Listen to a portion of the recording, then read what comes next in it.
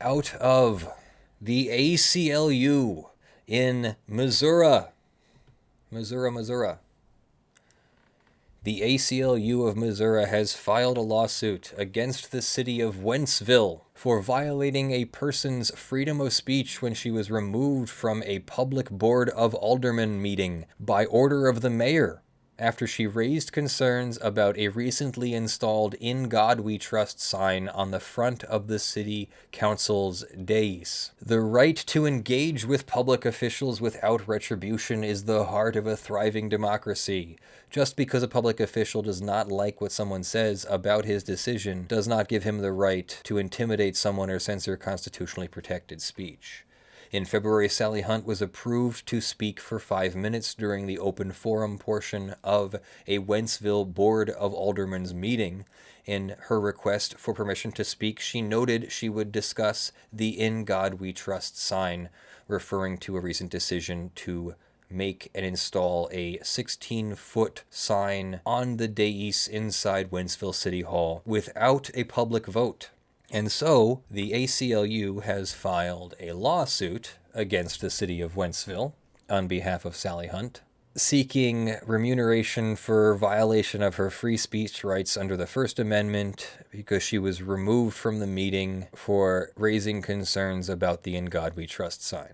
Mayor Nick Guccione of the Wentzville Board of Aldermen recently approved the installation of a large "In God We Trust" sign on the dais in Wentzville City Hall. Wentzville citizens did not have the opportunity to vote for or against the installation of the plaque. Plaintiff and advocate for the strict separation of church and state has criticized the decision to install the plaque on social media. In January 2018, Mayor Guccione blocked plaintiff from his official Facebook page. The Wentzville Municipal Code provides for an open forum during Board of Aldermen meetings and provides for 5-minute time allowances for each person addressing the Board of Aldermen during the open forum.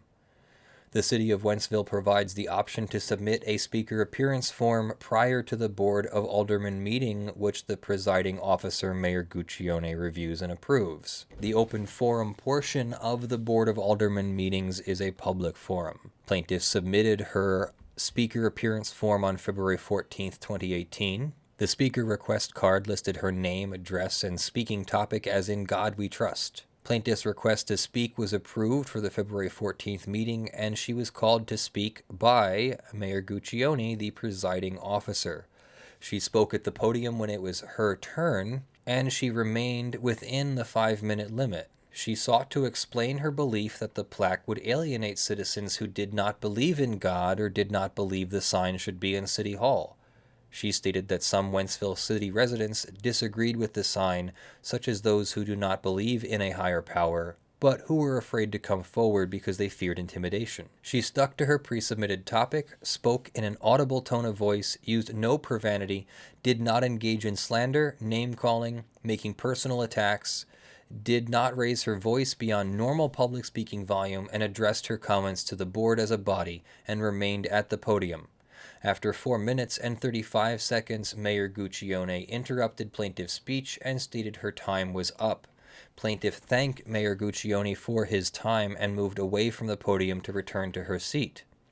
Mayor Guccione then re-engaged plaintiff, stating, okay, but I want to correct one thing," and going on to state that her comments regarding the views of Wentzville's residents were hearsay. Then, for approximately 30 seconds, Mayor Guccione continued to engage plaintiff in a discussion about whether any Wentzville residents opposed the addition of the sign. When plaintiff responded in disagreement, Mayor Guccione stated that plaintiff's time was up and he was having her removed. Plaintiff then left the podium and returned to her seat, where she was immediately approached by 2 uniformed law enforcement officers. Another speaker was announced walk up to the podium and addressed Mayor Guccione. While that speaker said his piece uninterrupted, the police officers continued to demand plaintiff leave the meeting. After the officers threatened to remove plaintiff forcibly, she stood up to leave, questioning why she was being removed. The officers attempted to grab her arm to remove her from the meeting. Since the other speaker had by then finished his statement and left the podium, leaving it empty, plaintiff approached the podium again, flanked by the officers, and asked Mayor Guccione why she was being removed from the meeting. Mayor Guccione responded that her time was up and that she was from Maryland Heights, a different city. At the same time, one of the police officers reached in front of plaintiff to grab her by the opposite arm, spun her around, and directed her down the aisle, gripping her arm firmly. The officers then escorted plaintiff from the meeting. In the foyer, the officers told plaintiff she had to leave the building entirely. When plaintiff asked why she had been made to leave the meeting, one officer stated that she had been removed at Mayor Guccione's request and that it was his right to do so. At the conclusion of the, quotes, open forum, Mayor Guccione took several minutes to address the audience about plaintiff. He stated, among other things, that he blocked her on Facebook because she does not live in Wentzville. After the February 14th meeting, plaintiff and Mayor Guccione were interviewed by a local television station. The mayor was quoted as saying he removed plaintiff from the meeting because he thought she was going to be disruptive. Wow. See, this is important. This is why it's important to elect public officials who are trained in the law, or at least their portion of it, and are respectable public officials. Because you can't have people doing this. It's going to cost the people of Wentzville money now. The taxpayers of the city of Wentzville are going to have to pay for this. This is the second case in a month. Yeah. So here they're citing 1983, the section that's of the U.S. Code that protects your civil rights generally, that when there's a basic civil rights violation, you can sue.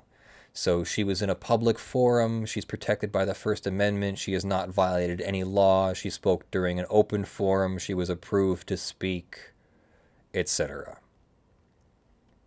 That's it.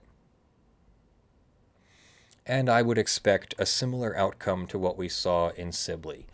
I would expect the mayor of Wentzville to be issuing an apology and paying approximately $30,000 to $50,000, I guess. I don't want to get specific, but if he settles it now, if he makes them prove their case and a court agrees, it's going to cost a lot more than $30,000 like it did in Sibley.